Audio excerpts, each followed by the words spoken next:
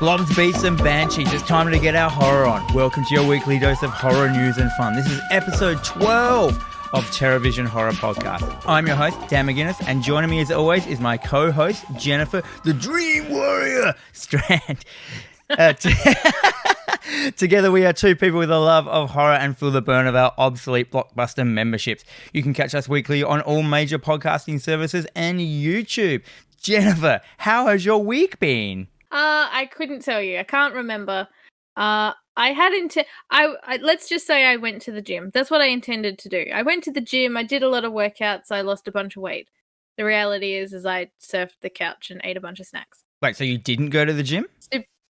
No. There was intention, which is just as good as doing, in my opinion. You went to Ghost Gym?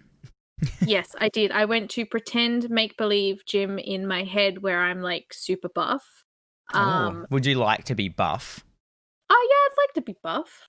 What would be your buff goals? Would you like a six-pack? No. That's too much. If I could look like Cara June, that would be great. That's your body goal? Yeah, it's never going to happen, but I can pretend. Write that on the calendar. Yeah. Yes, I think my friend and I have decided that we are going to get fit enough to badly finish one of those weird obstacle courses that the dude bros do. Well, as in like that thing in the trees or whatever, like in the city or in the Glenelg or whatever it is? One of those weird sky ones? Oh, no, like those, they set up the obstacle course and you've got to do the obstacle course. I want to do it. I don't know what you're talking about, but I will do that. Yeah, so that's how fit I will be one day. Maybe. Excellent. I doubt it. How about you? How was your week? I had a pretty normal week. I was really excited because Carrion, horror game, came out on Xbox Game Pass. I've been playing that all week. For people who don't know what Carrion is, you have to check it out. You basically play a blob horror tentacle monster that escapes a lab, and then you go around the lab like evolving and becoming bigger and bigger, and then eating the scientists. And it's just got this amazing horror feel to it. It's like pixel art. It's beautiful. When you move, it's like the most beautiful thing in the world. Like, it's so smooth, and you have tentacles that so you just press anywhere in any direction and you lash up tentacles automatically and just pull yourself around the room and stuff. You got mouths all over, you got eyes, you can grab people and throw them around, or you can like bring them in and eat them. And yeah, you keep upgrading. Like, you get stuff like you can smash through stuff, and then you can get like predator camouflage to get through certain things, and it's just crazy good. It is very puzzly though, so you have to sit down and go, okay, I'm not just going to run through and kill stuff. I have to sit down and think where I'm going to go. You know what I mean? Like, it's like, I have to crawl through this drain and, pull this thing down to open that door and stuff like that, like kind of thing. You're trying to get out the lab, but it's still really, really good and really, really horror. Like, it's so... I had 4 different people ask me if I'd played it, and I haven't played it yet. They're like, why? Yeah, because I don't have time. Okay, I don't have a Switch available to me right now. I was on Switch as well. It's on everything, I think, but it's now definitely high on my to-do list. And as soon as you said you were playing, I'm like, of course you were. Fuck, I need to play this game. Yeah, I'm gonna review it over on Hack the Dino this week. So if you want my full review, you can go over there and check it out on this Friday. Apart from that, I installed another stereo. I keep buying stereos and installing them, like one in the house, one in the studio, one in the shed and stuff like that. So I just been stereoing out. Stereoing? You're just going to stereoing? You are going to have a stereo so good that the sax man is going to be able to it's going to sound amazing for you. The sax man's going to come over and sit with me and watch himself. He's going to dance. He's going to dance for you. It's funny, yeah. So let's get into what we've been watching this week. I will go first. So I got 2 relevant segues here I could have used. Number 1, I could have used the sax man. Number 2, I could have used Carrion as the blob monster. So I'm just going to go straight into the blob. So I watched the 1988 Blob movie, the remake of the original one from 1958, I believe it is. It's directed by Chuck Russell. How good's that name? Chuck Russell. I love it. Sounds like a flavour of chicken. He did stuff like Nightmare on Elm Street 3, can't go wrong. He did The Mask, do you remember that? Oh, did he? The Jim Carrey Mask. And he did Eraser with Arnold Schwarzenegger. Oh, wow. Okay, sure. So straight away, so for those who don't know what I'm just going to quickly go through what this is about. If you haven't seen The Blob, it's about a meteor comes down, there's a blob in it, it eats people. Like it blobs on you, it dissolves you, it eats you, it gets bigger every time. It's the typical like blob stuff, globby movie kind of thing. But it is actually like when I stood back and looked at it and thought about it, it's actually like a slasher film because the whole film is you seeing just the victims dying. You never see like any damage taken to the blob because he's just a blob. Like he absorbs everything. He don't care. So in it, it's got Shawnee Smith. Do you know her? Oh yeah, I love her. I used to have such a crush on her when she was in Becca, and then she was in the Saw franchise. Yeah, she's in the Saw franchise. I was in the Grudge film, like the remake. Was she the new one or the other one? I don't know. Yeah, that's how memorable. To tell you the truth, I haven't I don't like the Grudge franchise. I think it's kind of boring. It's like a budget Ring. You know what I mean? It's like the Ring with all the cool shit from the Ring taken out of it. Well, I think the remake one they put Sarah Michelle Gellar in it, and she just doesn't have the acting chops for it. So yeah, I lost interest. But yes, Shawnee Smith. What I did love about this film, it opens up and it just shows this deserted, like rural American town. Kind of thing, it's all deserted. There's tumbleweeds blowing around. It looks like some bad shit's gone down, and that's like the whole credit sequence is that just an empty ghost town, and then it pans over to like the football field, and the whole town is just watching the Friday night football game. It's a little like town, and I thought that was really good because it set this scene of this scary town, and it was just everyone was at the footy. Yeah, and I was like, "Yep, wicked."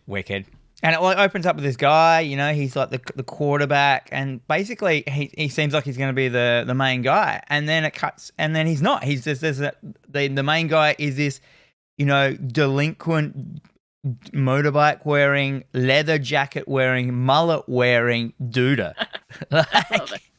he's like basically. Remember Richard Marx Hazard, that song? No. You don't remember Hazard, like, I swear I left her by the river. Remember that song? No. And he was like, he's that character out of that song. He's like the misunderstood dude who the town, thinks he's a drop kick and the police don't like him, the town doesn't like him, but he's actually just a normal dude but misunderstood. Okay. Is this the guy played by Kevin Dillon from Entourage? Maybe. He's got really small lips. Yeah, that does sound like him. Is he from Entourage? Yeah, I think, he is. He's from Entourage. Yeah, right. The guy from Entourage. Yeah, sure. So the first thing I noticed about this film is I was like, man, the first couple of effects with the blob and the first couple of kills, I was like, hang on, that's wicked. And I looked it up, right? So this film had a $19 million budget. Is that a lot for a horror film? I don't know. From 1988? Look, I want to say that that's pretty big. That's a big budget.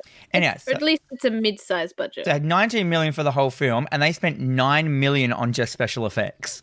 Oh, wow. So nearly half the entire film's budget on just special effects. And I'm like, yeah.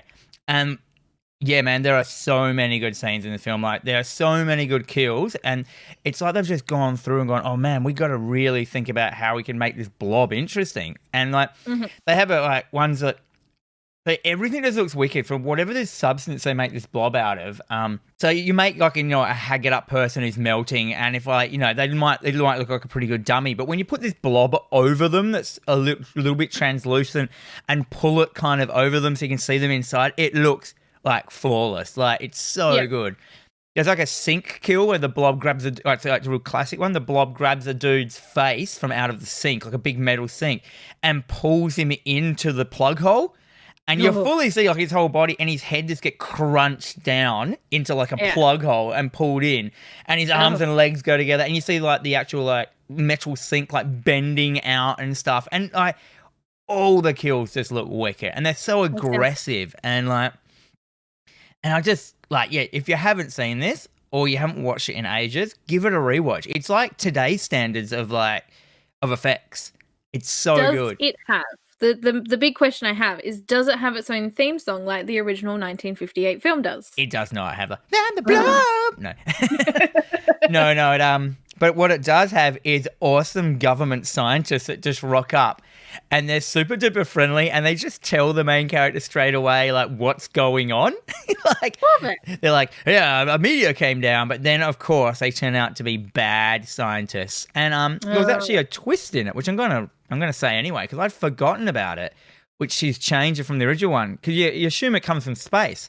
But then they pull the meteor out, and it's actually got a US flag on it, and it's actually a biological weapon that's mutated in space that and then they use the town as a test, like thing. So they isolate it, and then they're gonna like let it go into the town. So they're all government fuckheads in the end. Yeah, but they're wicked because they're dudes like they're in like hazmat suits, like special ones, and they're lit from the top in their face, so their faces are always glowing. They're pretty hateable. They're pretty good.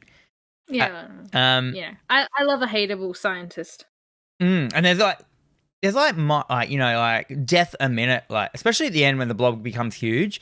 The effects of when it becomes huge are a little bit bad, as in you can tell that it's been green screened, but it's still just the blob. You know what I mean? But they've just made it. They've green screened it a little bit bigger. Their green screening wasn't quite on point. But there's so many like kills. Like there's ones like where dude's putting he's like barricading up like a door with a bookshelf, and the blob comes through and grabs him through one of the shelves and pulls him into the bookshelf and just snaps him over backwards and stuff. And there's so many just like dissolved people and stuff. And there's actually like a partially dissolved like soldier dude who's alive on the ground at the end, and he's actually played by a stuntman named his name's Noble Craig. And he is a triple amputee in real life. So he's got no legs and no arms and no eye. Because he lost it while serving in the Vietnam War in real life, and he plays now like in horror films when you need a person without legs and stuff. So like he's like this, So there's a shot of a dude with like no arms and legs, and he's he's clearly got a head. You know what I mean? Like, so how's that? Because I actually asked. I asked my wife the week before, like, do you reckon there's like a casting agency for limbless people for horror movies to make, you know what I mean? Like for zombie films? I would say there would have to be, like, because not everyone's going to be, Brad Pitt perfect. So you definitely need people that are, out of the ordinary, people who have disabilities. And there would have to be something like that. I always think acting's such a great job in the fact that, like, everyone, like, they're heaps good looking and, like, he could be an actor and all that. But, like, there are so many roles for every shape and every age of every person. So you can act 100%. For your whole life. And I think about stuff like George Costanza, like one of the, what's his real name? Jason Alexander. Like, he has played, like a kind of a dummy his whole life. And he's, like, one of the highest paid actor dudes around, like, you know what I mean? So you just have to, anyone can become an actor. Like, whatever your look is, whatever you look like, there is a job for you as an actor if you're good at acting. Like, it's true. Well, and if you're not, like, human. So I was saying the other day, because we were watching Unsolved Mysteries, and we were watching the original series, and I was like, man, I would really love to just be a reenactment actor, because it really requires no skill, or seemingly requires no skill, but you'd obviously still get paid enough, and the expectation is not going to be that high. So I'm there. I assume that, like, a lot of reenactment stuff would be like one agency kind of thing. There's just like the budget actors, like, you don't really want to pay someone very much to do a reenactment kind of thing, because it's just like a basic thing in a thing. So probably anyone could be a reenactment actor.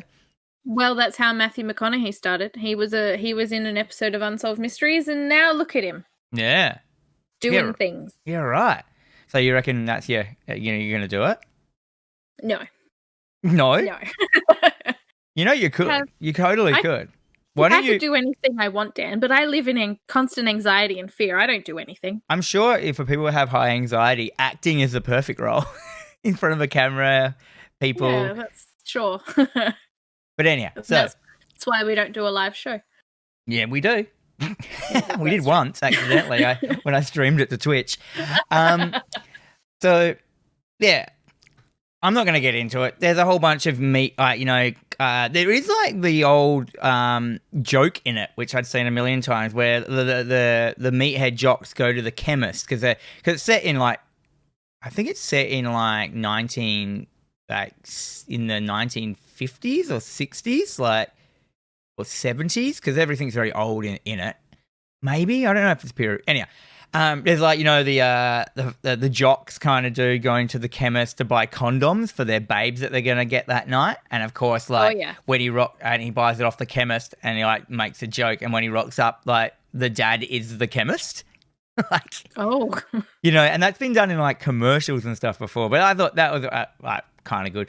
There is a weird like date rape scene in it as well. Like a dude like gets a chick in the car with him and fully just gets her drunk on this full on juice that he makes, like, for the one goal of sleeping with her, and like he gives her a ring on a necklace, and when he goes to his car in the back, there's like a whole tub of necklaces on rings that he gives to all the girls, and he's got a little bar where he makes his rocket juice, and then she passes out, and he just takes it upon himself to like undress her and start groping her while she's just passed out, and I'm like, oh god, this is so un-PC and so awkward. But then it's okay because her boob turns into the blob, and then her face explodes, and the blob comes out all over him. The blob gets it. The blob gets it on with him. Wow. Shit.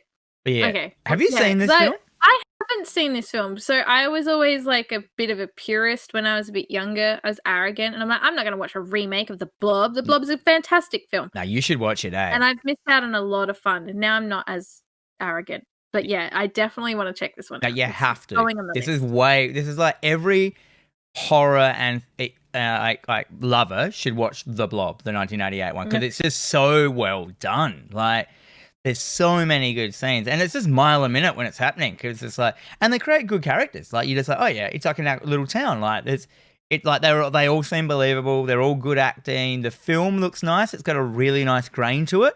I was like, oh, that looks nice. Like, and it just works on all, you know, like those films that are just work on all grounds. You're just like, yep, cool, you did it. I mean, he made Nightmare 3, so you can't really go wrong. He made The Mask, which is questionable. And Eraser. He made a whole bunch of other ones. There's the 3 I thought were funny to mention. It's a stark contrast of films. Anyhow, let's move on. What have you watched, Jen? Okay. So I'm going to give an honourable mention. I don't want to talk too much about it. So I watched a movie called I See You. Yep. It's just recently been added to Netflix, directed by Adam Randall, 2019 film. This film was really good. Like, very, very seldom do I jump on my Facebook page and post something and be like, everyone needs to check this film out. It was fantastic. But I did. So I don't want to talk about it because they're one of them. There is a lot happening in this film. And if I start talking too much about it, it's just going to sort of trip you up or ruin it or give something away that I think is going to lose a bit of its...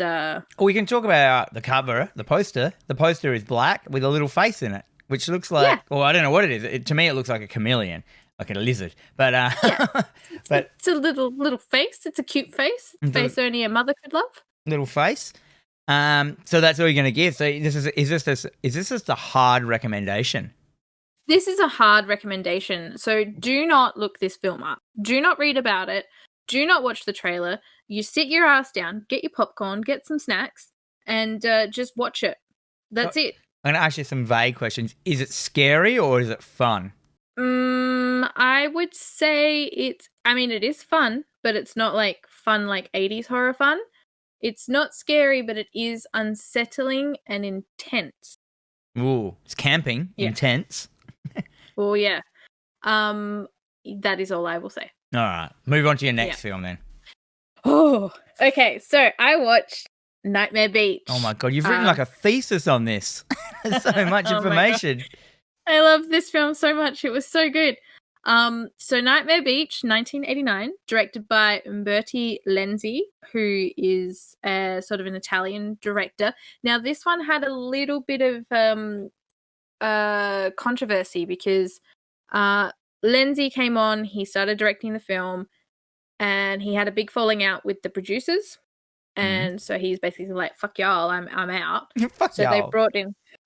They brought in Harry Kirkpatrick to finish it off. So he actually gets I think he gets like an uncredited credit, but his name comes up on the screen. So I don't know if they've like re-edited that. They accidentally put it in there? Oh shit. Yeah, probably. So this is an Italian giallo meets American spring break film. What? So, yeah. It's the Italian style directors, but it falls very short. So, let me give you a rundown of this film. Okay. Okay. So far, I have no idea what you're talking about. That's totally fine. Florida biker Diablo is electrocuted for murder. So he goes to the electric chair at the start of the film, like his whole biker gang's out the front. They're all looking pretty sad. So he gets sentenced to death for a murder that he claims he was set up and he's not done, whatever. And pretty soon after that, all these people start going missing and are discovered dead, and they've all been electrocuted. And they're like, oh my god, Diablo's back, and he's back from the dead. And Diablo. yeah, his name. That his name? His name's Diablo. Hello, Diablo. There is a lot happening in this film. There is about 3 different films happening in this film. And I loved all 3 of these films. So it's, even though it's 1989, it felt very, very 90s. Fashion was 90s.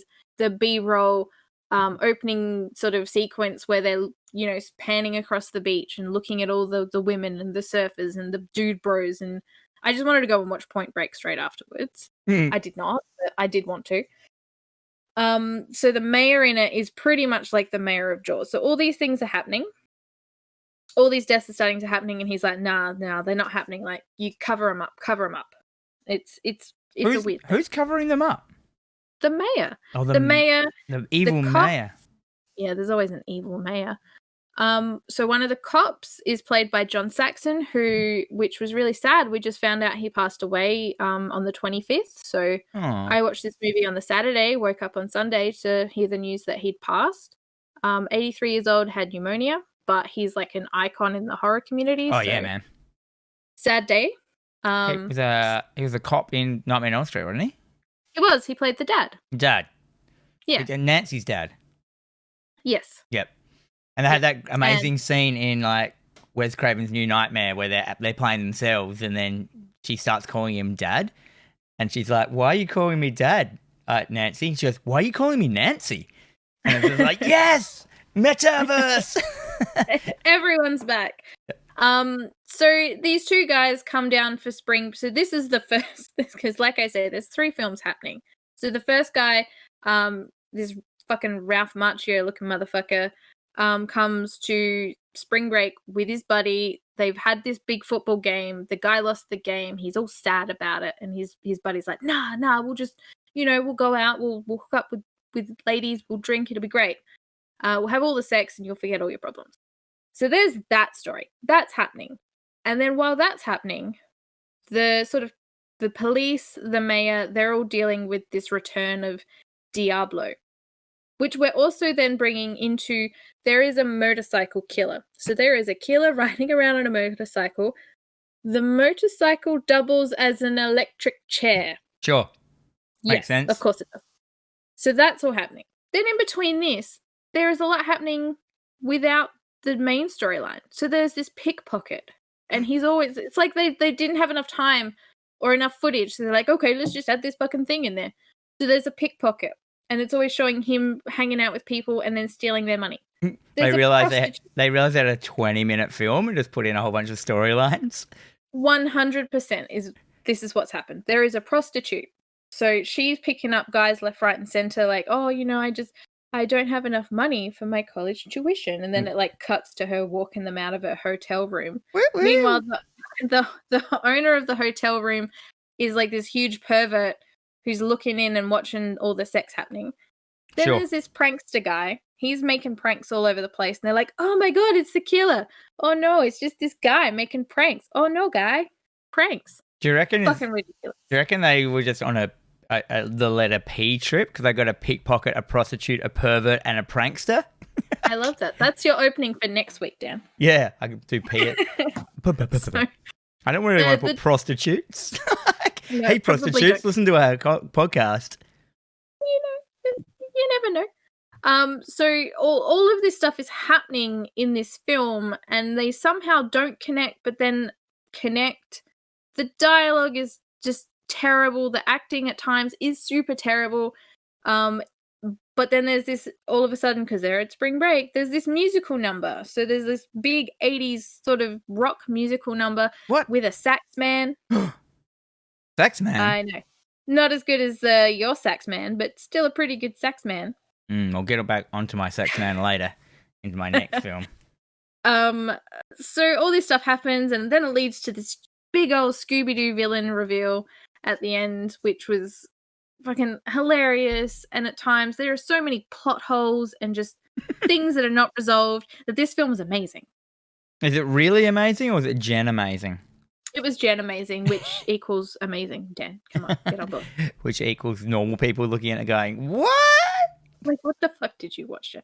But even then, when I was just saying about the movie I See You, I had a friend message me saying, now, is this good, or is this you good? Yeah, Jen good. First of all, fuck you. Second of all, everything I say is amazing. Watch this film. So I highly recommend checking this absolute trash film out, because it'll just make you so happy. It made me happy. Oh, that is good. Yep. All right, let's move on to my second film. So my second film, as some of you may have worked out, is The Lost Boys I watched from 1987.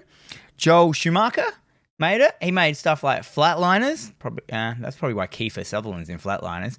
But he also made the treats of Batman Forever and Batman and Robin. Do you remember those Batman and Robin, the George Clooney one? Oh no. Do you know what? I haven't actually revisited that film since it was new. Maybe if I watch it now, it might actually be hilarious and just what Batman needs. I might watch it and go, you know what? That was a Batman film, because Batman is stupid. It's true.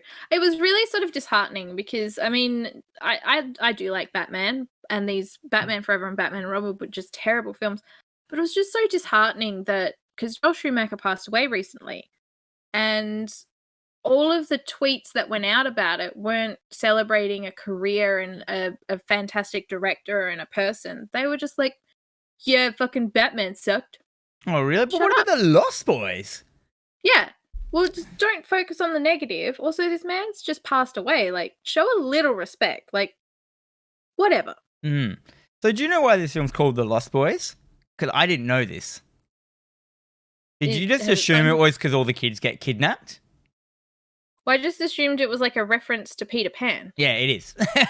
I never knew that. I was like, because yeah, it's his gang is called the Lost Boys, and like they're kids that stay young forever. And that I'd always thought, because there's so many references to kids that they can't find on milk cartons and like lost, like have you seen my child signs? I thought it was just the Lost Boys, as in they've been lost because of the vampires killing them.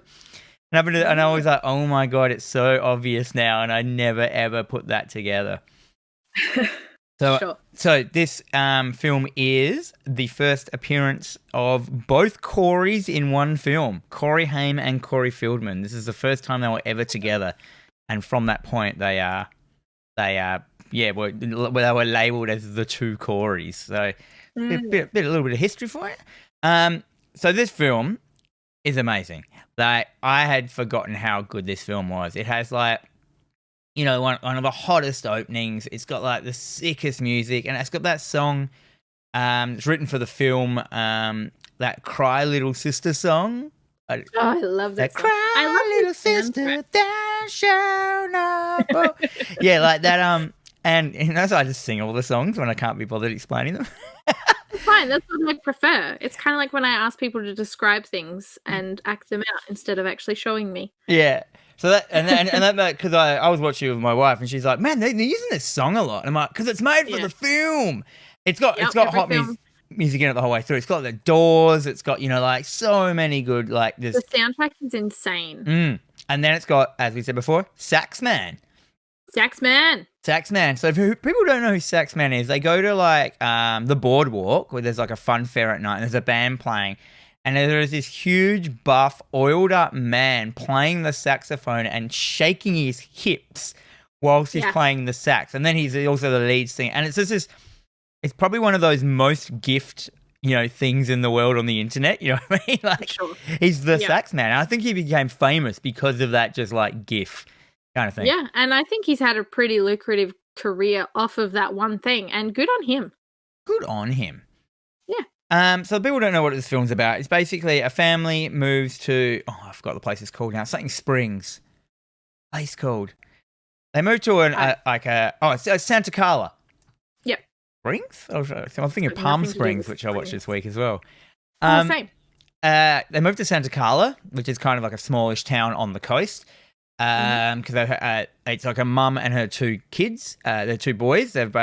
She's just broken up with her husband, so they've moved. They're moving in with her father, so their grandpa, and they don't realize that there's like a whole bunch of vampires in this town, and they are, from what I get, they may be the first of the coolest vampires ever.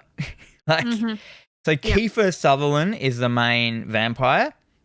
Like young Kiefer as well, spiked hair with a mullet, black trench coat.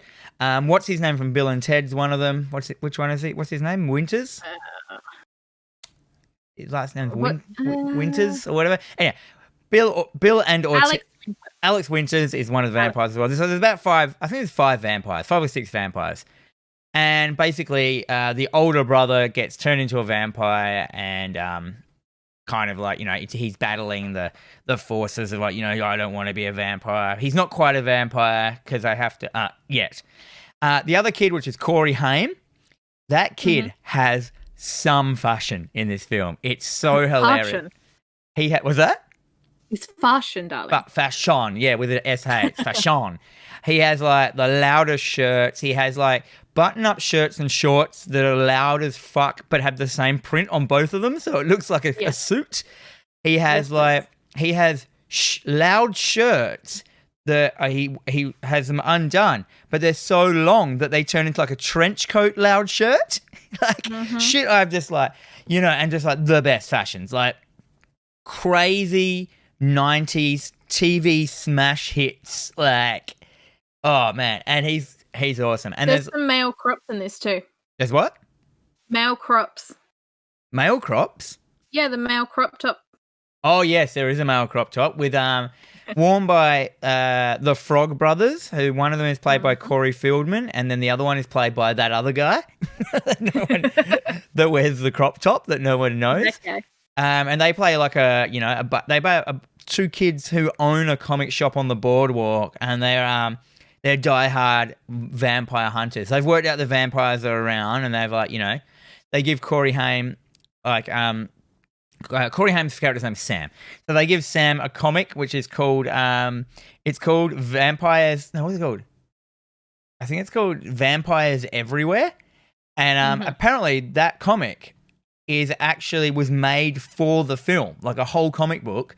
And it's actually the comic shop that they shot it in Santa Carla is a real comic shop, and that comic shop that comic is still there now and signed by all the cast. I'm like, that's a comic you want to own. Yeah, right. Yeah, so they give him this comic as like, reading material to like get him used. He doesn't believe it and all this stuff. And then it goes from there. And the film basically ends in like them barricading themselves in this house, and a massive like all the vampires come for them, and they have to like fight the vampires at the end, which is the main end of the film, which is wicked because there's like, and it just turns into one of those gore fests, very kind of like the vibes of like Dusk Till Dawn at the end, where they're trapped in there and they're fighting the vampires, but these are like punk vampires, cool looking punk vampires.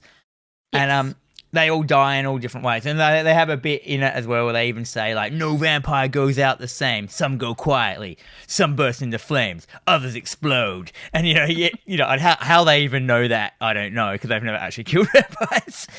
But so you go and they go. So it's got a really rad montage section where they're getting ready for the fight for that night. So they go into a church and they just steal all the holy water, and there's like a baptism going, and all these they just burst in, these kids start stealing all the holy water in like canteens and bottles and stuff, and everyone's just staring at them, and then they just run out and just give a fist pump to like as they're leaving. It's just the best scene. Like, yeah, like so they're feeling vampire slaying.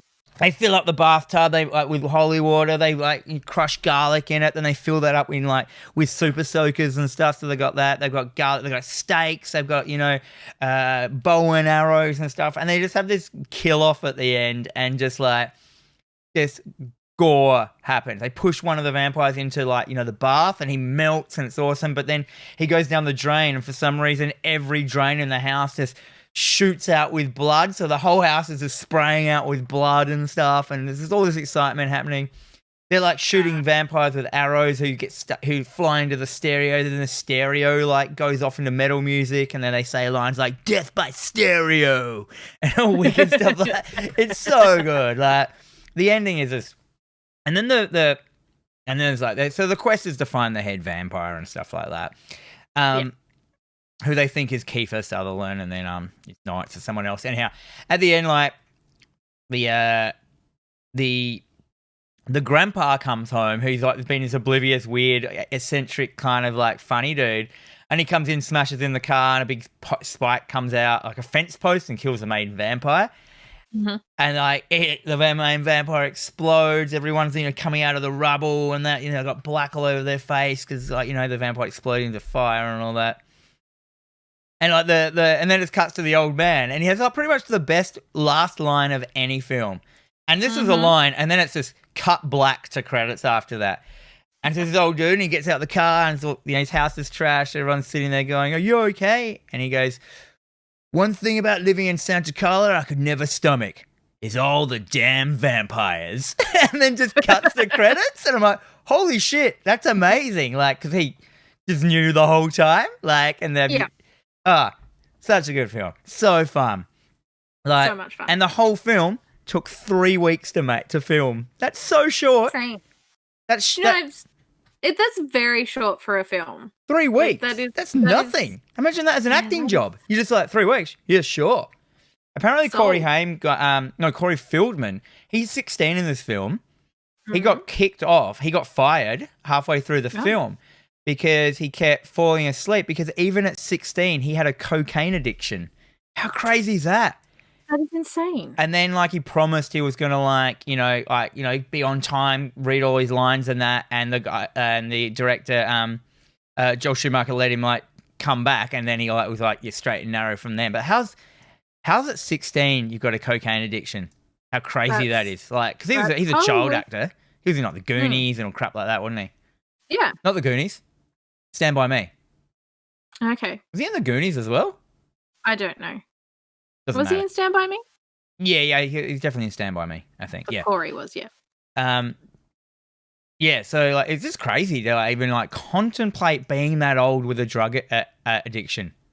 When I was 16, I was fully I was not that cool. I mean, I was still drinking some beers, man. I was saving up my pocket money to get a 6-pack of beer for the weekend. Not for Friday, for the whole weekend. That'll do you for the weekend. And he's buying cocaine. It's crazy. Anyhow, this has got my Dan's stamp of approval. Dan's super stamp. If anyone hasn't seen this film, go out and watch it. Purely for, number one, the shirts, purely for Kiefer Sutherland, purely for the music, and purely for that last line. The end. Cut. Done. Go. Jen, what did you watch? Very good. So I rewatched Rogue. So 2007, directed by Greg McLean, who also did Wolf Creek. Whoa. Yep. This is an Australian film? This is an Australian film, yes. So I've said it once. I will say it every single freaking time. I love creature features. I love giant animal films. I love all that kind of shit. So I love this film. This came out in 2007, the same time another movie called Black Water came out. Another Australian croc film. But they were little crocodiles in a sinking house or something like that. Was it more? Wasn't it? Is that the one? That was Crawl. That came out last year. It was Gators in Florida, which is also a bloody great film. So you should probably check that out. Oh, too many gator films. I know. So Blackwater it's more intense. It takes itself a little bit more serious than this. I think this film does. Basically, they're stuck in a tree. Giant monster films have to take themselves with a grain of salt. They're giant monsters, giant giant things. They don't exist. Like with Blackwater, it's not a giant gator. It's just a standard gator, but the boat sinks and they're stuck in a tree and the water's rising. They've got to get out of the tree. They're injured. And that sounds... that's a different film, but you should still watch it. It's a great film. So Rogue is very simple. It's just a group of tourists stumble into a remote Australian river territory of an enormous and very territorial crocodile. The deadly creature then traps them in a tiny mud island, and the tide is basically rising very, very quickly. It's also getting dark, and they need to get out before it basically kills them all. Instead of a tree, it's a little island. Yeah, so it's a basic premise. It's got a very good Australian cast. So John Jarratt is in it, Radha Mitchell, Sam Worthington. It's Stephen Curry's in it. And then wow, that's all the Australian actors. Pretty much. And then Mia Wasikowska is in it. So she's also in Crimson Peak, Only Lovers Left Alive, and I think she played Alice in Tim Burton's Alice in Wonderland. Yeah, she did. Yeah, so she's in it as well. Quite young in it. Very adorable. So this film is it's very Australian. It's almost too Australian. Oh, yeah. You know, I think the accent gets put on a little thick, so they do really ham it up. So he's like, "Oi, how you going? Yeah, we're just hanging around, drinking some beers in this tinny." Well, that's John Jarratt schnick. That's how he sells himself to the Yanks. Pretty much, yeah. There's a guy, Stephen Curry's wearing a t-shirt, you know, the man, the legend. So the arrow's pointing up to the man, pointing up to his face, and then down to his dick, and it's the legend. You know, he also risks his life to get a 6-pack of Coopers out of the esky. So, you know. Why not? Very well, you know, that's the first thing I think of when I'm trapped on a mud island about to be devoured by a giant crocodile. He was in that dainty Australian film Cut as well. Oh, I haven't seen that in years. Cut, yeah. I think it's a South Australian one as well, isn't it? I think so. That's the one with Molly Ringwald, right? Yeah. I'm putting it on my list. And Kylie Minogue, don't forget. Oh, it's been forever since I've watched it. Kylie Minogue probably still looks exactly the same age as she does now. 100%. She's clearly a mortal. Yes. So this movie is a bit of a slow burn. Its design is to not show heaps of the croc. So the croc's in it for about a total of 5 minutes that you actually see it on screen. But it's a slow burner that sort of gives you this feeling of dread and impending doom. It also shows the interaction between the people, and that a person's true nature is going to come out when they're in a life and death situation. So how they treat other people, how they approach we need to do this as a team, and there's one dickhead going, fuck you, I'm going to do it my way, I don't want to die, and then gets himself killed or gets someone else killed. That kind of thing. So the gore's really good. When there is gore, it is good. Crunchy gore, crocodile gore. There is good crocodile gore. Is he a crocodile or an alligator? He's a crocodile. It's Australian, of course. Yeah. Australian. Yeah. What is it? CG the monster? It is. It is CG. It is noticeably CG as well. Which oh dear. It doesn't look terrible. So it doesn't look bad enough that it takes you out of the film and you're like, oh, that's shit. It's 2007. It's over 10 years ago, so they've come a long way. The problem with CG though, we've been going over this, like it just like once it's dated. Like the problem with effects, like visual effects, like practical effects, even though they date, they're still there. But as soon as CG dates, it's like it doesn't exist in your mind anymore. You don't even look at it as a real thing. Like it's like, you know, an old video game with a bad cutscene. You're just like, it's not even on my radar anymore. I've moved on. My eyes shouldn't have to look at this bullshit.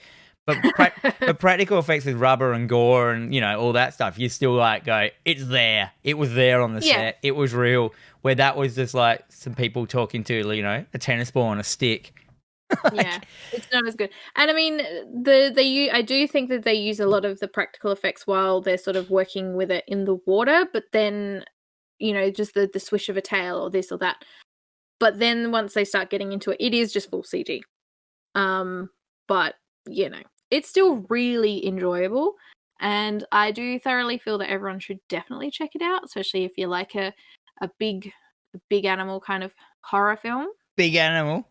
Big animal. You got your croc. You got your shark. I'm into big insect films, not as much.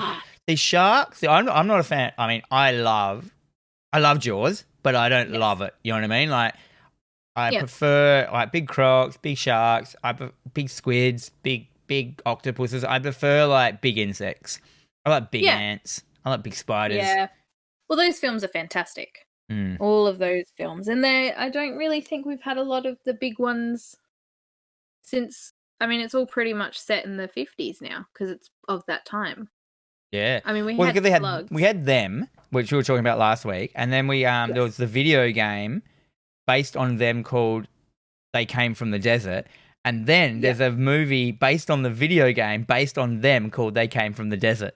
I looked it up, and it's one of those like absolute shocker Birdemic style films, you know them that are all because I joined up to Tubi, as you said. I love it. It's just full of that. Tubi is is like Netflix for like the lowest budget crap films. This is the bargain bin of movie streaming services, and it's my favorite thing. Like, I will just jump on it, I'll go to the horror section and I'll just do a big scroll and let it sort of like Wheel of Fortune its way, and I'm like, oh, I'll watch that today. Yes, Microwave Massacre, yes please.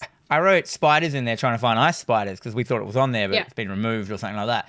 And I found like what was it called? Now I can't remember. It was like Tarantula Apocalypse or something like that, or Spider Apocalypse or something crap like that.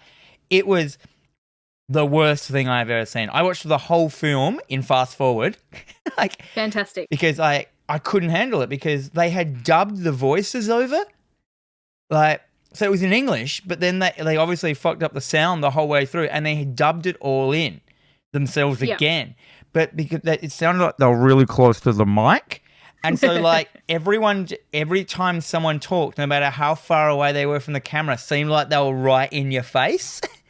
And it was just the worst filmmaking in the world and the worst CG.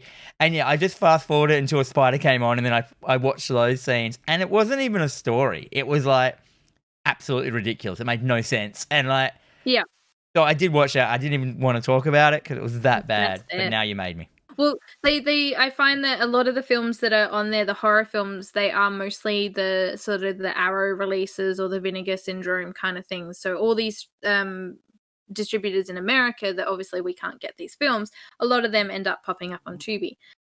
Such films as Dollman versus Demonic Toys, and if you haven't checked out the trailer for that, that's old. That trailer was amazing, and I really want to watch it. So there's so many really good things on it, and I think it is a free streaming service, and you can't ask for much. It's free. No, I mean you have to put up with like maybe 1 or 2 adverts, but you don't even notice. I had none in the spider one. They didn't even bother. Yeah. And it's such a blatant Netflix ripoff as well. Like it's the exact same setup as Netflix. It just looks like Netflix. Like if you showed it to me, I would have gone, that's Netflix. But then there wasn't any logos. It's a lot more user-friendly than Amazon Prime, though, because Amazon Prime, you go and you search a film and it doesn't come up. But if you scroll through enough, you'll find the film that you're looking for. Yeah, that's always crap. A crap search engine can really destroy something, eh? Oh, yeah. It is frustrating. So, yes, that is what I watched this week. And I thought this week was very enjoyable for me all round. So you had a good one. Everyone should watch Nightmare Beach. Right. Well, let's move on to homework.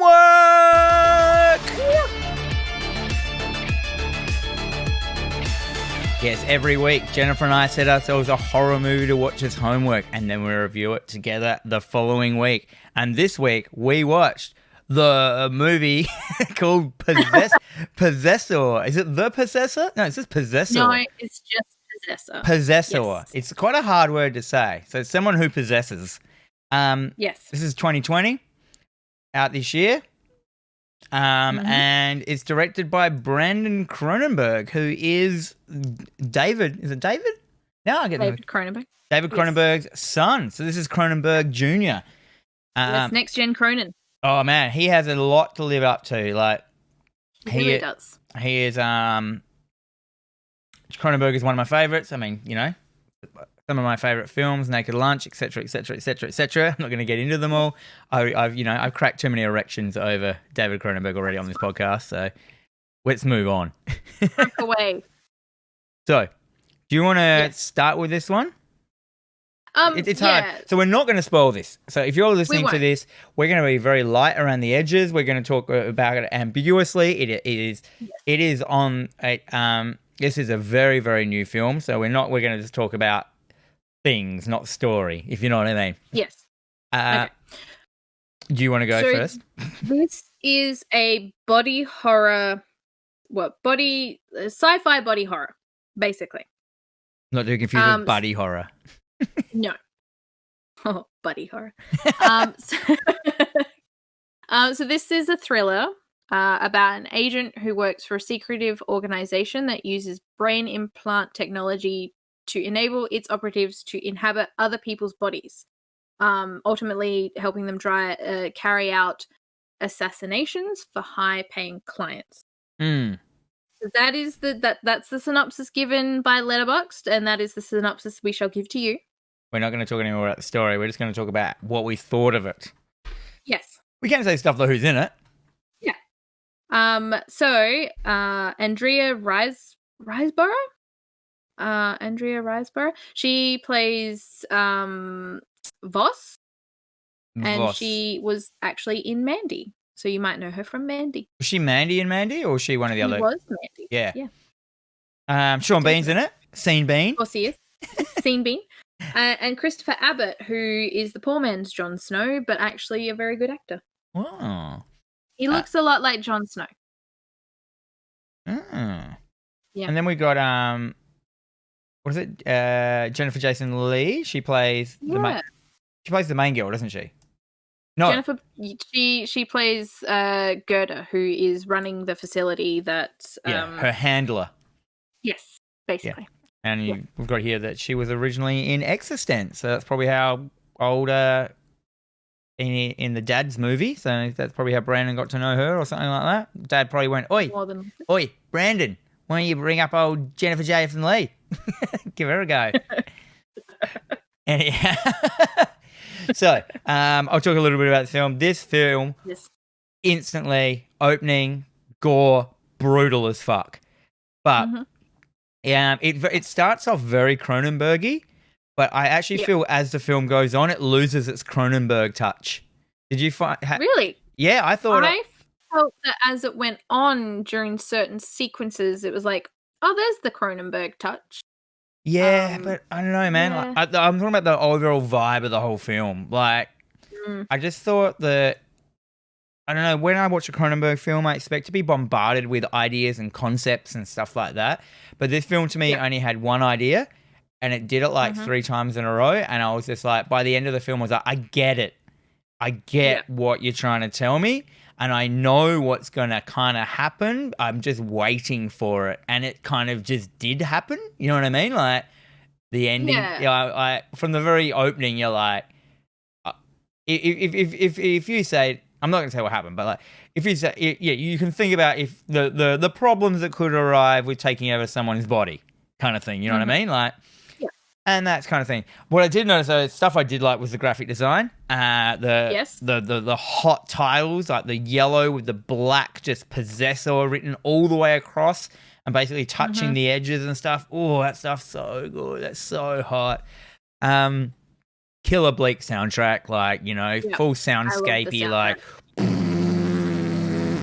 those kind of. This actually had more of a Cosmatos feel to it than a Cronenberg feel to it. Yeah, you're very Black Rainbow. Yeah, definitely. And it had beautiful shots the whole way through it. Every shot was perfect. Every shot was beautiful.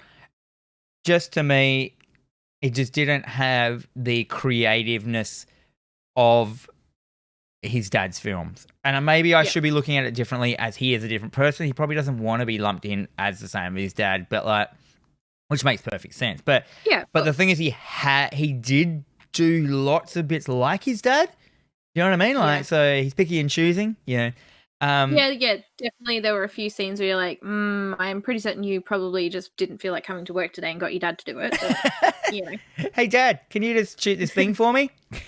it's just I gotta go out back and have a ciggy. Can you just thanks later? There is blatant nudity in this film. Oh my god, can I just go 1 week without seeing a fucking dick on the screen? No, but this just one has an fucking actual week. like porn scene in it, like There is a full legit scene. porn scene, like full frontal spread vagina, erect penis, and like, as soon as it's erect, that puts it into another way. I can This see you. film is not getting classified. No, I reckon it'll At be all. banned here. They cannot, because there is no possible way they can cut this film. I don't think you can cut it. I'd be surprised. It was so anxiety inducing, this film, at the start as well. Like the first half of it to me was just like, oh, I feel sick from like how full on this is. And then Like, it got just there's too a real lot for me. happening. And there was the violence was not fun. There was nothing fun about it. You know, in my horror films, I like the fun of violence. This is not. This is a gore porn film. This is like Faces of Death, you know, shocking Asia. But the violence is so real, it's sickening. And it goes forever.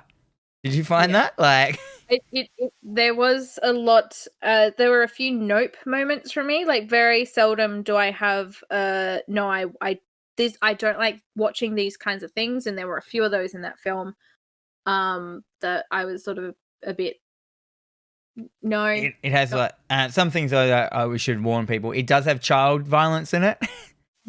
Fuck, does it have child violence? It has, pornography. It has child violence, full frontal nudity, and the gore, the knives, just close up of knives going into flesh over and over again.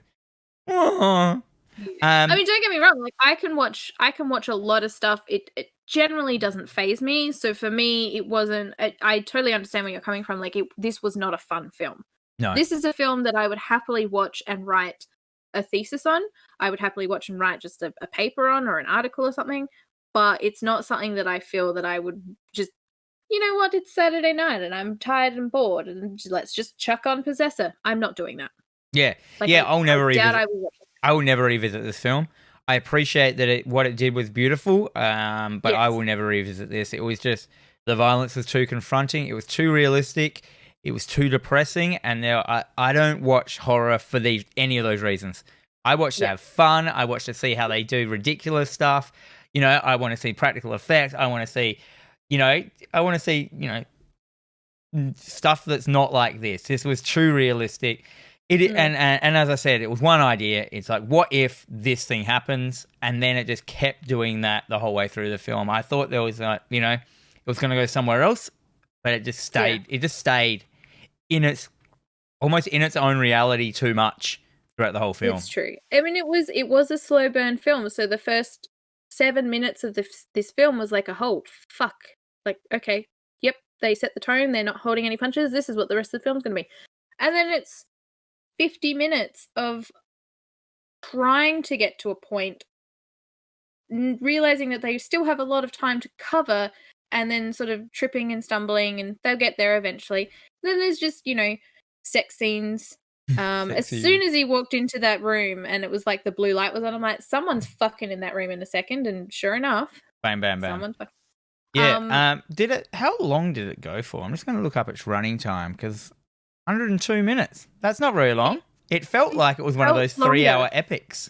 It did. It felt like I got to a point where I looked at the time and I'm like, oh my God, there's still half an hour left. I need an intermission. Yeah, I think I stopped and went and did something for a couple of minutes and came back to it. Also, why was everyone vaping in this film? Yeah, it was cigarettes, but everyone was fucking vaping. It was very pro vape, wasn't it? I think it was supposed to be kind of set in like the near future, and maybe that's just, they figured like, that's the way it's going. No cigarettes, maybe. 100% vape. Yeah, it's definitely worth watching if you get an opportunity, but like, be warned that like, this is a superbly made film. It's just not my cup of tea at all. Like, it will be someone's cup of tea, and I know like people are going to come up to me and go, "Man, have you seen Possessor?" And I'll be like, "Yeah, I'm not in that stage of my life anymore. I'm not 16, and I want to see the most violent stuff in the entire world just to experience it because I've already experienced it. So like, I don't need any more of it in my life. I've worked that stuff out. And that's just me getting old. You guys can pay me out. I don't mind. It's totally fair. Like, I find that I still will watch films. Like, if someone tells me that this film is banned, I'm like, well, I'm going to watch that film. Yeah, same here. But as I get older, I don't walk away going, that wasn't as bad as they think it was. I kind of walk away going, I need to hug my cat.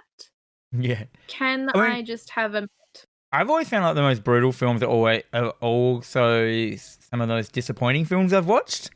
Like stuff like Cannibal Holocaust to me, everyone goes on about how gnarly it was. I bought like the special one because it was banned, and I watched it and I was so fucking bored. I love the special features. I love a special feature. I've never watched a special feature on it, but I assume that it's one of those films where the documentary about it will probably be better than the film. Definitely. Because I had to watch that a lot because I actually wrote some form of paper on it when I was at uni. So I've watched that film a lot more than most people will ever watch in their life. You weirdo. The things I could tell you that I've watched a lot of weird shit in my life. Yeah, right. And I've written about it too. So it's all good. So overall, it is a hard one. Would you recommend this film? Or would you have to screen your recommendations to certain people?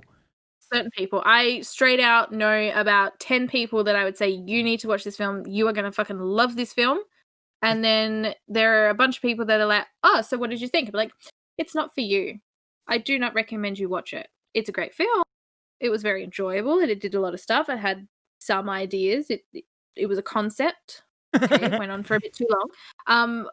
Again, you could watch this and write a thesis on it, but it's not something that I would. Because to me, there was only like 2 ideas in the film. Like, I think if you went deeper, there's probably a little bit more. I enjoyed the end scene. I thought it was like kind of cool. Let's just not talk about that though. So I guess we kind of have to leave it there. We don't want to spoil it, so it's hard to do a movie show about a film that you don't want to spoil for anyone. It's true. It is true. But again, it's So the 10 people I know who will enjoy this, you will enjoy it, and to everyone else, don't take your girlfriend to see it on a Friday night. Oh man, don't watch it with your parents. This would be the worst film to watch with your mum. No, don't watch it with your mum. Or your nana. No, don't watch it with your nana. Just, you tell Nan that you'll catch up with her next week. And she's like, next week you say, she goes, I fully watched Possessor. It was sick. She's like, did you see that film with that guy that did that thing? And holy crap, what about that? Yeah, okay, Nan, calm down. All right, so let's leave it there, okay? Done. Let's move into horror news.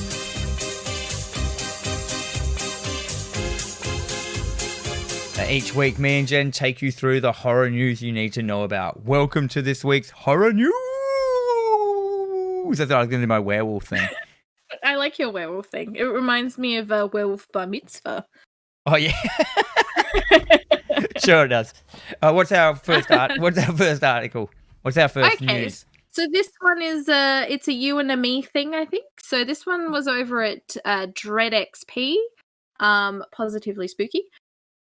Looks like Hideo Kojima and Junji Ito are possibly teaming up for Kojima's next project. Oh shit! For people who don't know who Junji Ito is, he is a Japanese comic book horror writer. He's done such pieces as Uzumaki, Gyo, Tomi. Yeah, is it Toome? However you say it, I don't know. Oh my god, so much shit. Like, I don't even know how to say Gyo. It's Gyo. It might be Gyo. Yeah. Something like that. He's done Frankenstein. He's done millions of short stories. He is pretty much hot property at the moment. He is. He is Japan's top like horror manga guy. Yeah. And not only that, he's like, people love him. Like, love him. Yeah. He's starting to get like bigger over here as well. Like, I can watching from like 5 years ago, you'd get people come and be like, "Oh, can you recommend me something horror to read?" Like, yeah, check out Junji Ito. And now people are just coming in and going, "Do you have that Junji Ito thing?" Yeah. Take all my Junji Ito stuff. And of course, Hideo Kojima is like, Death Stranding, Metal Gear Solid, all those video games that we know, like, know and love, and realize that he is a sort of a weird god genius, predicts the future kind of guy, which he has done on many occasions in his video games. He basically, in one of the Metal Gear Solids, he predicted the whole social media and the state of the government as it is now. Crazy accurate as well, like before even like the internet was around. He like basically described the internet, social media, and how like, yeah, it's crazy. Anyhow, so they've worked together before. So they worked on Kojima put out a demo called PT Demo. Do you remember that? Yes. So which was the precursor going to be to the Silent Hills game. That never eventuated because it was like Kojima left Konami, who was doing it, and so it just never got done, kind of thing. But so Junji Ito did some of the design work in that, and there's actually a little baby in a sink with no eyes and mouth, kind of thing that is that Junji Ito designed. That's in it. It's like, it talks. So the thing about Junji Ito is not only his ability to conjure a story that leaves you feeling super unsettled, but the artwork that goes along with it is terrifying. He's definitely body horror, body melt, body horror 100%. comics. It's always the same, that kind of awkward body horror stuff. He with his writing though, which I really like, he really is an indulgent writer. Like, he's got so many ideas that are just getting thrown out there that you will only have to turn maybe 3 or 4 pages before you get like a reveal or an indulgence, that you're like, there's some more, like, that's it. And then it will just keep going from there. And he's not a suspense writer at all. There is no suspense in his comics. A lot of the terror and weirdness comes out of how Japanese people react to this stuff, that they're and it happens a lot in a lot of Japanese horror, that they just don't acknowledge that it's there or happening, and just keep. It's like, it's fine. We'll just keep going on with our lives. It doesn't matter this shit's happening. We'll just keep going, and that's what's weird about it. That they just accept it and move on, and then shit keeps happening. And there's so many gross ideas, mold, everything. One of my favorite stories of his is like called The Long Sleep or Long Dream. Okay. And basically, it's about a guy. So imagine this. Every time you go to sleep, you have a dream. And every night, the time within that dream feels like it doubles. So you can imagine, like, you got like a 5 minute. You feel like you're in there for 5 minutes. Next night is 10 minutes. And it's 20 minutes. And after a couple of weeks, you're like in your dreams for like 100 years, it feels like. And then the next time you go to sleep, you're in there for 200 years. And the next time you're in there for 400 years. And it gets to the point where every time the person goes to sleep, they realize they're going to go away for like 1,000 years. But their body, whilst they're asleep in that time, starts to evolve. Because it's like experiencing so many lifetimes and stuff. So... And there's his last sleep. He knows that if he goes to sleep, he'll be like in there for 1,000,000 years or something like that. And he's and when it shows him waking up the next day, what he looks like is fucking something, eh? But he goes, he has all these amazing short stories. The story of the article, this is from the picture they've chosen, is from my favorite story of his, actually. It's basically, I can't remember what it's called. It's just called the something fault, as in like a place, like a mountain in Japan, like the something fault. Here it is. The one with the holes? Yeah. The holes in the mountain? Amigara Fault. Yeah. So basically a mountain splits open one day, like completely clean, open, and in it are a whole bunch of just holes, like in the shape of people. And people are just drawn towards their hole. And basically you're just drawn to a certain hole.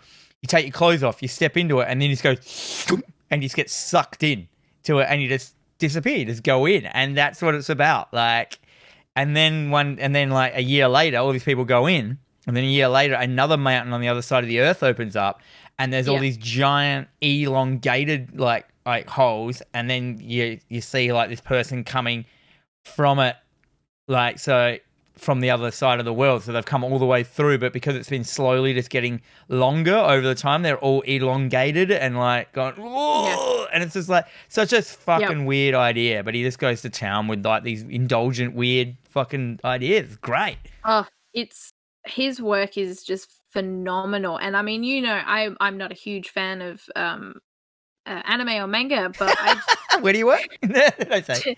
Shut up. But like he is the exception because his work is just it's flat out like just it's incredible. Like I love his work, and it's really cool to sort of see. I mean, even now, like I think they released an anime of his work, of some of his short stories last year, and it didn't do very well because it wasn't illustrated in his style. Yeah, they're all shit. He's like anything that's apart from his stuff, everything that everyone's done is crap.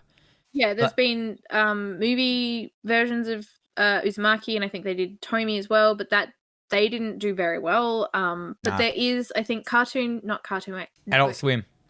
Swim are doing Uzumaki, and it's his work. It's his. Yeah, it looks spot on as well. It's got like the trailer. Have you seen? It has like this like discombobulated jazz to it. Like, and it's like that's perfect. Like, I'm super excited. I think it's coming out. Is it this year or is it next year? I'm not sure, but I can't remember. You should put that. Yeah. You should put that. I will put that. I'm writing it down. Write that down. Uzumaki trailer. Yeah. So yeah, I mean, it sort of opens up like what the possibilities of what they're going to do, because this is going to be intense horror. Yeah, it's going to be very interesting. Yeah, because like you got Junji Ito doing these high concept, indulgent ideas, but then you've got Kojima who plays the long story game. So together, you might get this like we might get the best horror game in the entire world. Like, and that's what I always thought that Silent Hills was going to be. Like, yeah. And it's just unfortunate that like he went and then he used Norman Reedus for Death Stranding, but I think that. I want Silent Hills more than anything. I'm a massive fan of the Silent Hill franchise. I love the films. I like the games. I love everything about it. Not every game is as good as the last, but like just the franchise in itself encapsulated is such a great thing. But he's got a name. That's the thing. He's got a name. He is a brand himself. So I think he can just do whatever the fuck he wants now. No one's going to say anything. They'll be like, "You're a genius." Yeah, basically, they've got like one of the most genius video game dudes with the most genius horror dudes ever to create a horror game. Like that's pretty full on. Like, yep. I'm going to pay close attention to this because whatever they do is going to be like the fucking tits. Yeah, the fucking tits. Sure, it will be. I do not disagree with you at all. And I'm not one for Kojima's games. They're not for me. Basically, unless it's Doom and running around listening to heavy metal and fucking shit up, I don't have the attention span for a long burn game. But if Junji Ito is attached, then I will definitely be in for this. Don't get me wrong, Doom Eternal's my game of the year. Such a good game. Such a good game. Although that samurai game is pretty good that I'm playing at the moment. Are you playing Ghosts of Tsushima? Yeah. Very good. Very nice. Very fun. Fun, easy game. Have you played this game before? Because I'm hearing a lot of people are enjoying it. It's sold out everywhere. It's hard to get hold of. But apparently the fastest selling PlayStation game ever. Yeah. Which I find really weird. I just thought The Last of Us was going to take that, but same. Like, everyone hated on it because we don't like things that we're not familiar with. But I've loved it. I didn't think I was going to like it, because I was samurai'd out. So I'd done like Sekiro, Shadows Die Twice. I'd done Neo 2. And they're all these like brutally hard games, and like I was kind of burnt out because of that on Samurais. And then this came in, and I'm just like, oh, it's just like every part of it's fun. Like every moment, like they've made everything that you have to do in a fun way. Anything that's like, there's no bullshit like Grand Theft Auto shit where you have to fucking send your mum an email or anything like that. Like, you know, there's crap stuff. It's not like Red Dead where you have to wash every part of your bloody body in the bath, like separately. Sure. It's just sounds boring. It's just fun, and without a doubt, it is the best looking game I have ever seen in my life. There are shots in it, like just certain places that you go to at certain times of day. I've never seen like particle effects and backgrounds like that. It's just like beautiful. There's like, you know, you're going up through a bamboo forest. It's nighttime. The moon is reflecting down through mist, which is all over the ground. So it's creating this like bright light everywhere. Every leaf is blowing around, and every leaf, like when it blows down, it hits the ground and stays on the ground. It's not just, you know, leaves that fall down and just disappear into the ground. They actually are on the ground, every leaf and shit. Like, it's just out there. So good. Like, good looking. Beautiful game. Interesting. I still won't play it. No, you just come over and watch me play it. But like, well, that's all I have to do. Exactly. But yeah, like, and I'm not saying it's the best game in the world and everyone should play it. I'm just saying it's the best game that I played in a very long time. Okay. But I still don't find it as fun as Doom Eternal. If you know what I mean. It's not. You don't have to. Okay, there was a lot of thinking in Doom, and that there was a lot of frustration, some almost controller throws. But just it's needless violence and heavy metal. That's all I want. Meow. Yeah. I don't want to think about it. I just want to shoot some fucking shit. Yeah. Okay. Oh, let's move on. What's number 2? Story number 2. So, this one is over at Old Mate Bloody Disgusting. Oh, mate. Oh, mate. So it looks like kids will transform into their Halloween costumes on Disney Plus comedy Spooked. Spooked. Yeah, so Disney Plus are developing a new series called Spooked, and it sounds a little like the Goosebumps story, The Haunted Mask. Or Halloween 3. Or Halloween 3. So the storyline involves a Halloween night gone awry as trick-or-treaters are transformed into whatever costume they are wearing. It's kind of cool. It is cool, but it's not an original concept that we've, seen. We're watching Buffy the Vampire Slayer at the moment. We're burning through this series. And season 2, episode 6, called Halloween, and the exact same thing happens. Everyone turns into their Halloween costumes. Yeah, right. Yeah. Well, this is this is Disney Plus. This is a live action thing. It's not a cartoon. Yep. That's kind of cool. I mean, did you like I really like that Goosebumps film. Did you like that with Jack Black? Yes. I was like, this is. Oh no, I haven't seen that one. I was like, this is great fun. TV series. I haven't watched it yet. Yeah, I was sitting down. I was like, this is gonna be stupid, but I really enjoyed it, and I've never read a Goosebumps book. I'm totally the wrong age group. Yeah. I missed it completely. You know, I was in like by the time they were coming out, I was in like, the arse end of high school, so it's not really my thing. But I appreciate them. It's a hard gig, horror in kids. It's just so many like publishers as a children's book illustrator and writer, trying to get horror through is really hard. And I just reckon like that and Goosebumps, showed that like kids want it, but like it's just oh, for sure. A lot of publishers just don't want to touch it because it can scare kids, and then you got a parent going, "It scared my kid." You know what I mean? Like, yeah. Ugh. I mean, I feel sorry for kids nowadays because they're still publishing Goosebumps, but they don't have the cool covers that the Goosebumps books used to have when I was a kid. Oh no! And I was obsessed with these books when I was little. I think every few months they would release one. And my mum would take me to wherever it was, and I would be able to buy it. And then I was that kid that had the first copy in school, sitting there like, "Oh, I've got my new Goosebumps book. This is awesome." Oh, so you were the appropriate age group? Bracket? Yeah, I think I was. I want to say I was still. You're just sitting there in year 12 with your Goosebumps book. Yeah, I'm 35. I'll just take this Goosebumps book, please. Thank you very much. Yeah, I don't remember how old I was. I'd like to think I was still in primary school at the point. So I'm not some weird losery high school. No, they're young adult books. Everyone can enjoy whatever the hell they want. Do you have any favourite like kids horror films? I don't know if we've asked this before, haven't we? Like Monster House, I really enjoyed. Yeah, Monster House was intense. Yeah, That was an intense. it was really good. I mean, we've obviously talked about Witches a few times. Yeah, and there's a new graphic novel of that coming out soon. Really? Yeah, well, a cool artist as well. So as I think it's the first second book, which will make it really good. Like a great company for kids. But yeah, I'm really excited about that because rejuvenise it. I watched The Witches just recently. Oh, really? Yeah, just like the movie. Not really. Well, they were meant to, because they've remade it with Anne Hathaway. And I think it's been delayed until next year because of the COVID. Everything's been delayed. We cannot have nice things. America, get your shit together so we can have nice things again. Well, Melbourne has to do that as well. So yeah, Melbourne, get your shit together so we can have nice things. I just want to go to the movies and watch some cool horror. Like, stop it. But yeah, it's true. There's not much happening at the moment, is there? No, I mean the cinemas are open.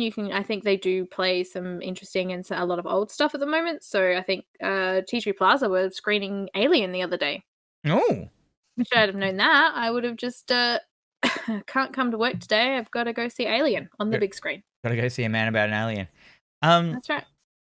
Yeah, I reckon. Our local drive-ins opened up. We like the drive-in because we can take our baby and no one gives a shit. You know what I mean? Like, that's fair.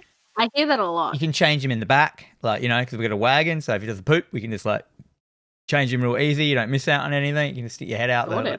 And our local drive-in, I don't know if I've talked about this before. It's got like a 1950s milk bar at the back kind of thing. So there's like hot dogs and milkshakes, and it's all set up like an old school one. So it's just like a whole night. You can just go there and have a whole night there. You know, have dinner before the movie. Like, everyone rocks up.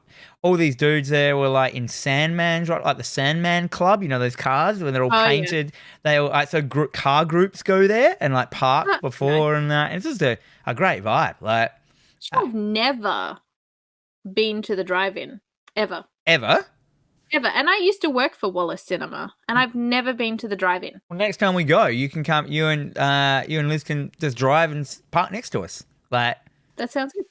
And we can. I was really hoping that we would see so Evil Dead in America. They're doing Evil Dead at the drive-in throughout America. Grindhouse Releasing are doing a thing. But old Evil Dead? Really?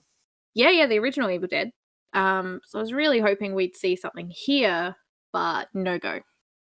It's a bit unfortunate. Well, I mean, that would be sick on fucking drive-in. Well, it's weird because I don't know how they do it now because you don't need reels anymore. They just like, you know, they're all just digital files. It's all digital, yeah. So I'm wondering, because my mate works for a cinema and he talks about it. Like, you have to get like licensing. Like, you get like how many plays you can play a file, and then it just it deletes itself. Oh, that's interesting. Or something like that. Yeah. Don't quote me on that, but I'm pretty sure that's what he said. I'll quote you on that. That's fine. Yeah, because the cinema down my way. So I live close to Gola. There is a cinema down here, and I love it. It's a very 80s style cinema, so it's like the cinema that time forgot. And they're still closed, and I just really want them to open because obviously I want to support a local business, and I love that cinema. Yeah. And they're still closed. So that person I was talking about is actually Adam Gillespie. He does a lot of commenting on our Facebook. Oh, thanks, Adam. Yeah. I appreciate everyone that comments on our stuff. Yeah, I like it. Yeah. Anyhow, more people interact. I think, is that the end of the news? We only had two? That is the end of the news, yes. We talked about this thing that Disney are creating. They're creating a thing. It's going to be interesting. It'll be interesting. It's not been done. It's been done before, but it's Disney Plus. So I think it's going to be a solid production. Well, Disney Plus are doing like what Netflix does, don't they? They just kind of get stuff, acquire it, and put their name on it, like Hamilton. Yeah. Like, I'm pretty sure that wasn't originally a Disney production, was it? I don't think so, no. Yeah, so we have to work out what are we going to watch next week for homework. Interesting. Can you think of anything good? What kind of like vibes have we been getting? Let's look at our list. I think someone's got the munchies. Oh dear. What about you? Yeah, this could be a stinker, eh? That's what I love about it. All right. Munchies it is. Munchies. So if people don't know what Munchies is, let me just quickly look it up for you so we can tell you a little bit more about it in case you wanted to watch it with us. I think it's streaming on Tubi as well. Is it? I think so. Actually, while you're looking it up, I I'm going to found look it. at. It's 1987. What I really liked about this movie as a child, as a young, a tween, was the cover. It's got like a little monstery, kind of a cross between Gremlins and Ghoulies or whatever. He's looking up a girl's skirt. He's got like a pair of Nikes on. He's got a beer and a cigar. Makes no sense. And yeah, it's called Munchies. It's basically a Critters Gremlin ripoff, Ghoulies ripoff. 1987. Yeah. Directed by a lady, Tina Hirsch, Oh. who, from what it looks like here, it's her only film. Even better. Yes, please. Like, there's nothing else in her whole thing. Oh, wait up. It is not streaming on Tubi, but I did find Squirm. Squirm. Okay, so Munchies. That's what we're doing. We'll get it. It'll be an easy one. I love it. So we have been TerrorVision Horror Podcast. I forgot the name of our podcast then. We're podcasting. We have we are a podcast on all podcasting streaming services. So please go to SoundCloud, to Stitcher, to Spotify, to iTunes, to iHeartRadio, to everything like that. We're on them all. If you like what you've heard today, please leave us a star or a thumbs up or a comment, or maybe follow us or subscribe to us over on YouTube. Also follow us on Instagram at TerrorVision.pod. No, TerrorVisionPod at TerrorVisionPod. Yes. Little bit of personal housekeeping. I have also, if you want to hear more about video games and video games I've been playing, I'm part of a YouTube video game channel called Hack the Dino Gaming. We do like a news program on video games. We also do Let's Plays and all stuff like that. So if that floats your boat, or you want to see my Carry-On review, which will be live on Friday, go over there. We also do it live as well. So our show is live and live edited, so you can join in the chat and have your little say in there and stuff like that. That's on Twitch and live on YouTube and Twitch. So go over there and check that out. We've also started doing D&D, which is kind of cool. And that's it. Cool. That's it for me. And go to Greenlight Comics in Adelaide and buy comics that's my comic shop. Do it. Buy a bunch of Junji. You know. I don't have any housekeeping. I just a thank you to everyone who is over on our Facebook page interacting with us. It's really cool to watch everyone sort of interact with each other and interact with us. So thank you, and continue to do that. Also, coming up in October, there is a toy fair. Oh, really? And yes, I don't know, man. I reckon. You don't know? Yeah, I reckon by the time October comes around, like we're basically we're right next to a state which has just had the worst COVID explosion, and our state is just barely scraping together, not getting an outbreak. But I reckon by that time we'll be full-fledged again. But that's true. Fingers crossed. But just a bit of an earworm, just Toy Fair, October. Think about it. If you like horror toys. Yes, there will be a trailer trash review stall there. Yeah, there will be. Selling horror toys and puzzles and games and all the cool things. You could do two stalls and do a TerrorVision stall. That's no relevance to anything. Just sit there. Do a meet and greet. Yeah, just sit there and just like, hello. Hello. Yeah. Handing out stickers. That's actually a pretty good idea. We should get a banner and a poster made up and just stick it up. Anyhow, so that's it for today. So, all right. And until next week, may all your dreams be nightmares.